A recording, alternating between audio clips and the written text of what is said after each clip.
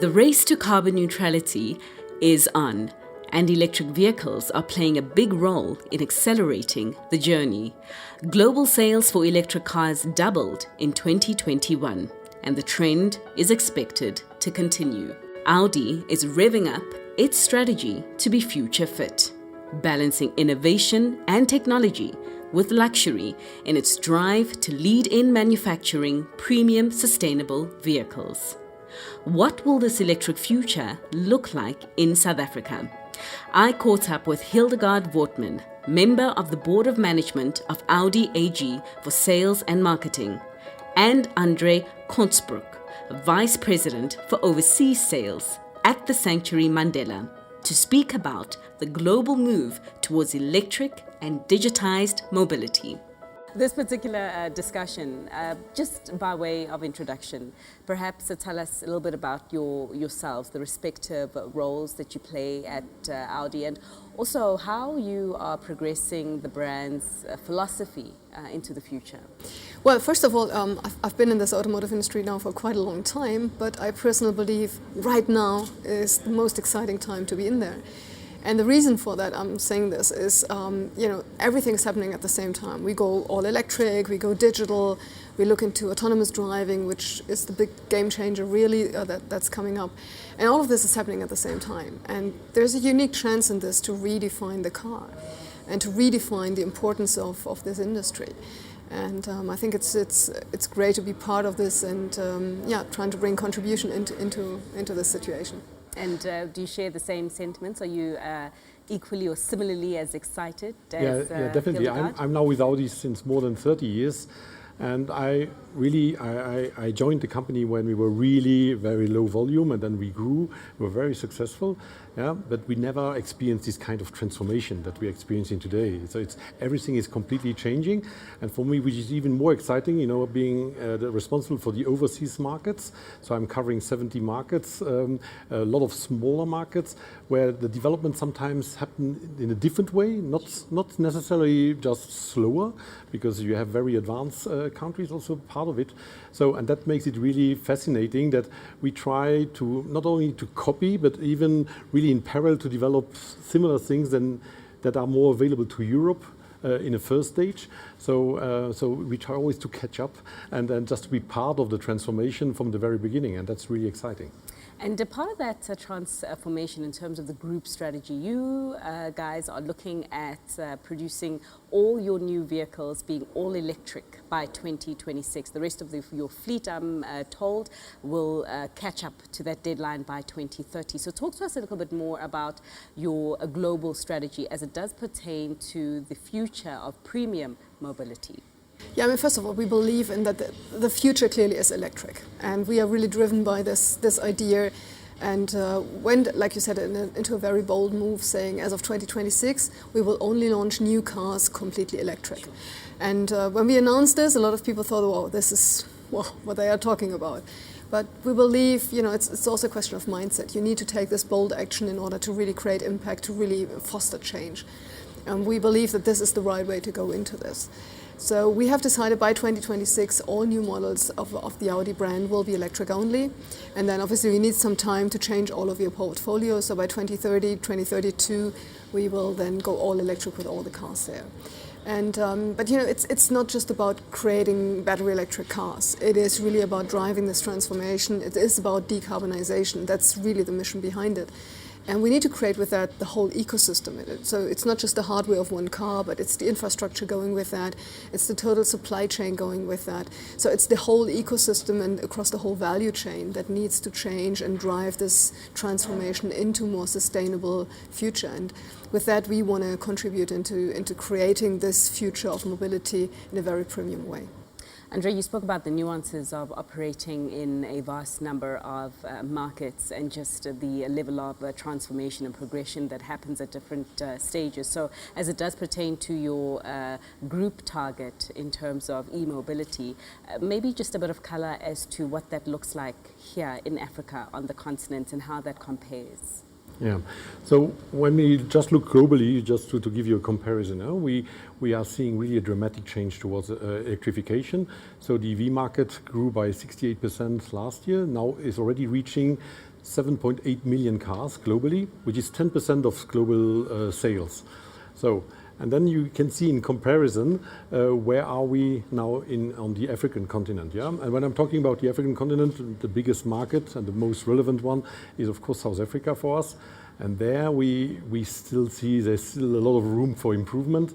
There's still a long way to go for the time being. You know, we roughly registered 1% of our total sales were battery electric vehicles. Yeah? Even though we had a progression of 130%, which sounds very good, it's still that the volume is really, really low. And the reasons for this are multiple reasons, because in those markets where we see a fast transformation, we see it's mainly driven by regulators and also by charging infrastructure. Of course, the mind shift, and that's really important, how customers really change also in their mindset. But you need a combination of all three really to make it happen. Yeah? And that's what is currently lacking in South Africa. For the time being, you know, we still have the same import tax. For electric vehicles, we don't see the charging infrastructure really developing. So we are doing our own contribution as Audi. We already started to invest in charging infrastructure. We will put in place another program of more than 70 million rand. But for sure, it's still just not enough. Yeah? So we will need much more people to engage. Most likely also the private sector, but hopefully also some at one point of time also the government. Sure. Please excuse me for this. My German is not A grade, but I'm going to try. I'm sure you do well. The calling card for the Audi brand has long been Vorsprung durch Technik. You said it perfectly. I hope so. And you're very kind. But just talk to us about that calling card of the Audi brand and how it really does translate into the future. Yeah. Well, Vorsprung durch Technik or progress by technology, and you said that absolutely perfect. You know, this is the ambition behind the brand. This is what drives Audi, and we have this slogan for like over 30 years, and it expresses what Audi stands for. And you will never give that up. You never give up your ambition. But realizing how the world around us is changing, realizing in the times that we are, the vulnerability of our world, we realize that the meaning of progress, that what describes progress, needs to change. So it's no longer about the things that are technologically possible, but it's about those things that are meaningful in a technological way. So progress needs to be redefined into rather, contributing to the bigger cause, giving something back to society, and not just a purely technological mastermind. And when saying that, we have this element of progress and you have this element of technology. And when we talk about technology, we think that this technology needs to be meaningful to fulfill things like the decarbonization and bringing a contribution to society in that. So we will hold on to Vorsprung durch Technik, but the meaning of it will become different. And I think we well express this in our hashtag future as an attitude, and that shows more what is behind it. Yeah. So to have the attitude, to have the mindset, to embrace the change, to embrace the environmental challenges here, and do our contribution towards it. Sure. Let's talk more then about that mindset and the shift, particularly in the customer mindset that you are seeing. I mean, Andre, you mentioned the comparisons between what you are seeing in more developed markets versus the continent. But even with the shift in the mindset towards electric vehicles that you are seeing in some of your more developed markets, do you reckon that it's happening fast enough, specifically to help players like yourselves to achieve some of the targets that you do have in this space? So what we are seeing is that, as I say, the mindset is really changing. So for us, the sustainability is the new kind of premium, if you want it this way. So people really experience every day climate change personally, or see it on social media. They really see what's happening around the world, and they really are asking and demanding for answers around how are we going to solve this climate, or how are we going to protect our climate? How do we provide answers to social questions? And at the end of the day, also, how do we provide a responsible corporate governance? So success of a company is not anymore defined by its products or its financial results in the future, but it's the so-called environmental social governance, the ESG. Yeah? That's really becoming very, very relevant also for Audi. We believe that a brand cannot survive in the future if you are not into the social governance and also sustainability. So, and that's what really, so is it happening fast enough? Of course it could happen always faster, yeah? But as I said already before, the transformation also we are seeing in developed markets is really fast, and also triggered by external influences. Yeah, so it's a lot of people are contributing to this fast development, but it's really also people who really ask for it. Yeah, a recent survey showed that 64% of people are even prepared to pay a higher price for more sustainable products. Also for more responsible sourcing. So these are all topics which are on our agenda because so people are even prepared to pay more for that and to contribute to a better world. I think it's, I sometimes refer to the ESG as being the license to operate. Sure. So, you know, it's not about fulfilling a nice marketing thing or so. It is really the license to operate in your business. And ESG is not like a trend topic, but it is there to stay. You have to fulfill it. And the reason is because otherwise you will not stay relevant to the consumers. The consumers, as you rightly said, the consumers are demanding this. And especially if you look into the younger generation, Gen Z, etc., you know, they expect us to be ESG compliant. They expect us, for all the good reasons, to take action on this. And so for me, it's not a nice to have, it is a must have. It's a license to operate, and it's the only way forward to stay relevant in your business. So clearly very important, but from a practical point of view, are there any complexities you have found in your journey of becoming a lot more ESG compliant today than you were, say, 4 or 5 years ago? Well, I think there's a lot of complexity, there's a lot of challenges, there's no, you know, easy answers. We are in an industry that, you know, has a long history, and you need to change a few things like fundamentally. So if you look into the supply chain, for example, we are already since years in talks with you know, a lot of our suppliers into defining what are the criteria in the supply chain to fulfill this ambition that we have. But equally in our own company, in terms of leadership principles, in terms of educating the teams, it takes each and everyone in such an organization to embrace this change and to be part of it and lead forward. And that has a complexity and some challenges, if you think of the raw materials, etc., that are huge. But you know, we need to tackle them, and I think it's always good to start, and then whilst you're on your way, you take your next steps. And we have a very clear vision. I think that's important, so you know where to go. We have a clear target there. And for example, on the production side, we can say already today, our plant in Brussels, where we produce our e-tron, is already CO2 neutral and balanced since 2018. We have the Böllinger Höfe, where the e-tron GT is produced, is already CO2 neutral. And all the other plants will continue and will happen until 2025. And these are big commitments, also financial commitments into this. Mm-hmm. But again, it's our clear commitment to society and our clear commitment to the change that we want to embrace. Mm-hmm. Just reflecting on some of those changes further, particularly from a consumer perspective, Andre, you did mention that some of your customers, just given the increased demand for greener mobility, as it were willing to pay even more for their product, just playing their role essentially in the entire ecosystem. But just talk to us more specifically, perhaps, about the changes to the future of mobility and what that means for how your customer engages with the vehicle, of the purchasing of the vehicle and the ownership of the vehicle.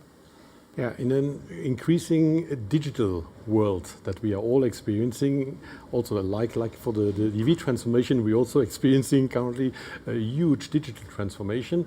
Our consumers really are more and more demanding, and they really expect really a seamless connection between information and personal contact.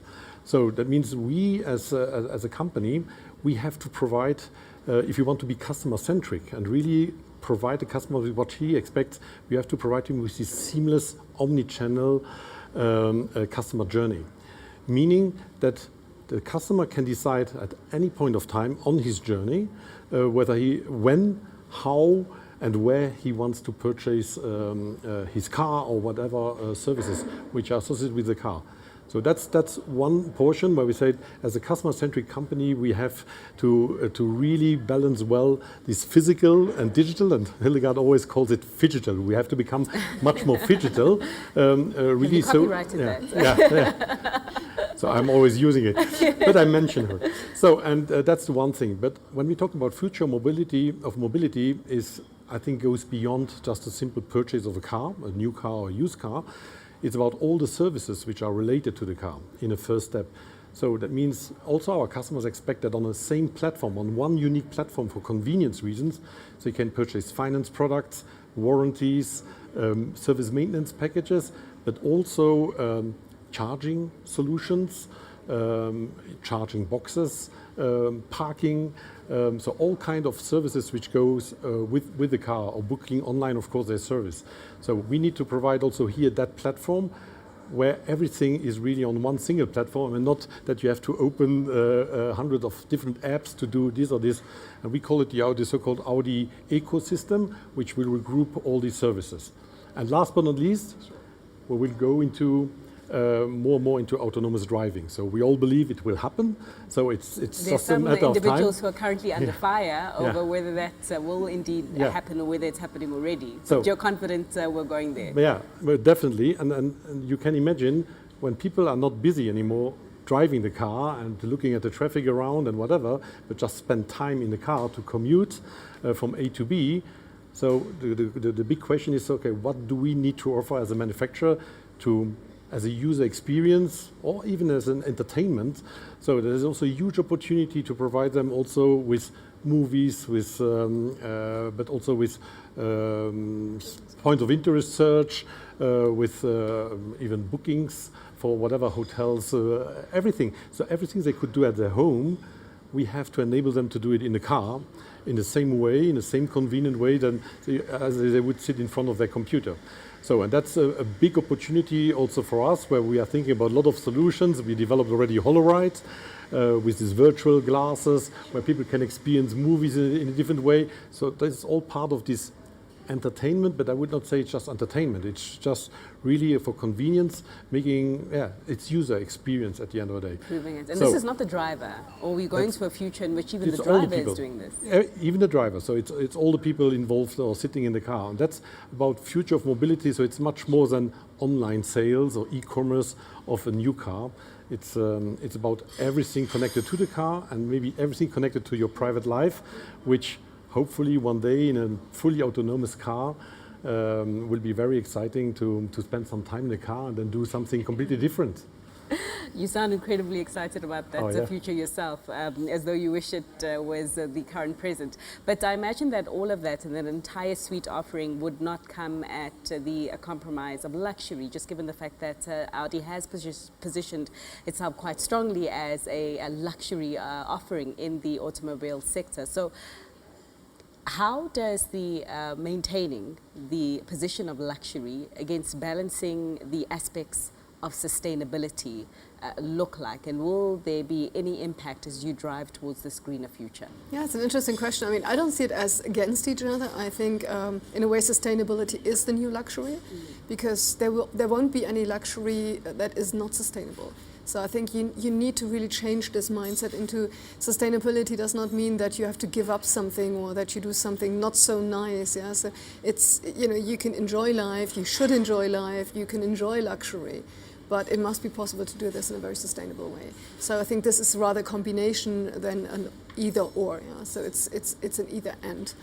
And I think this will be the big denominator for the luxury business, and you see this across other industries. You see it in the fashion industry, if you see it in the luggage industry, etc. The aspect of sustainability becomes much more a decisive factor in there, whether you're still relevant as a luxury brand in this consumer group or not. So again, sustainability is a must-have and not a nice-to-have, and it's part of the luxury. Part of the luxury. So just more detail on the customer. as it were. I mean, you say that a lot of the customers that you're engaging with across the world are getting it, some more than others in terms of their increased appetite for the current portfolio, but the others that perhaps are lagging or falling behind, just what are you seeing from them in terms of their concerns around e-mobility? I think the main concerns that we also experienced in Europe and in the US in the very beginning, and I think that was, of course, about range. And how do I charge the car, and how long does it take, and it was so convenient in the past and whatever, because they never experienced properly how easy it is, because you do it overnight and you always drive a fully charged car. So it means which you would never do with an ICE car. So that's it's about range. In some countries it's about, of course, the range thing is even reinforces when you have these safety issues where people say, imagine in the middle of the road I would stop and run out of electricity, how I will not be safe anymore. So these are the main things. So it's about people really, it's still, they use the car for mobility, yeah, it's to be mobile. So they want to go from A to B, and charging infrastructure is, and combined with range, is the main topic that people talk about. But me using a car, and we all driving, of course, these cars now for a couple of years already, say it is not an issue. But you have to experience. I really understand why people believe this is an issue. But when you drive a car and then you plan differently how you drive the car, it's not an issue at all. Yeah. And also we see with the improvement of battery technology that range is no longer the real topic. And in the early days of battery electric cars, it was clearly a theme. But if you now look, I mean, if you look at the e-tron or the new Q8 e-tron, we have a range of 500 plus, 600 plus kilometers. So that's what you would have in a petrol engine as well. So this range topic is more a psychological thing at the moment. Matter of fact, the new electric cars are all within a range that is absolutely acceptable. So this will go away. Sure. Sure. I think it would be remiss of us to not also just touch on a point that you also mentioned about perhaps some reservations from some consumers to adopt electric cars to the extent that others are, and that is the issue around price. So perhaps without delving just too deeply into that, just your projections on price, and what will it take and how long it will take for such cars to be a lot more accessible to more of your consumers than you'd like. Well, first of all, I believe, and I know this is tough to say, but I think individual mobility will become more expensive, because we will see that the cost of batteries, the costs that go into such a car have increased so significantly that mobility as such, individual mobility as such, will increase in the price point. That's very clear. Nevertheless, of course, we need to make sure that we have a full range there. And being part of the Volkswagen Group, we have different brands going into different segments. Correct. So we can make sure that our customers find in the different brands of the Volkswagen Group the right portfolio and the right offering for them. For Audi, clearly, I mean, we have started our mission with the e-tron, which is now the Q8 e-tron, so a larger SUV. We then launched the e-tron GT and the RS e-tron GT as, I would say, the two brand pinnacles, the icons of the brand, taking the Audi brand forward. And now with the Q4, something that is far more accessible and that goes into a more broader reach and approachability for consumers. Okay. And obviously there will be more models to follow, which I'm not going to talk about today. So you're not going to break the news on our channel? No, not yet, not yet. I might come back for that one. We look forward to that future conversation. But just as we wrap up and on the future, so you have announced your entry into the Formula One, a lot of excitement and a lot of buzz around that. So let's just talk about that and what that means. I mean, particularly in terms of whether the brand's technology will drive your competitiveness in the F1, or whether it will be the reverse and some of the technologies there will filter then into your customer vehicles. I think it's both of that. I mean, for us, clearly, I mean, motorsport and rallies have always been in the DNA of Audi. And if you want to go into the top class of motorsports, it is the Formula One. There's no other platform, no other engagement that has that sort of global reach, that has that sort of masterclass of motorsports. So Audi being in that field, we see ourselves, of course, we want to compete in that top league, and that is the reason for going into Formula One. And I talked before about how we define progress and technology.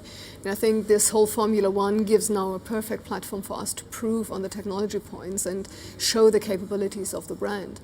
And we should not forget, I mean, the Formula One regulation has changed as well, and Audi will start as of 2026 in there. And we think, the Formula One circus, as it's sometimes referred to from the past, needs to also change, needs to also go through this transformation. And we want to be part of driving this transformation. So with Audi entering 2026, I think we had quite an impact as well into driving the Formula One also into a more sustainable happening. And with that, I think it's a perfect fit for us, playing in the top league, with our DNA of motorsports and in a much more environmental friendlier environment and regulation surrounding.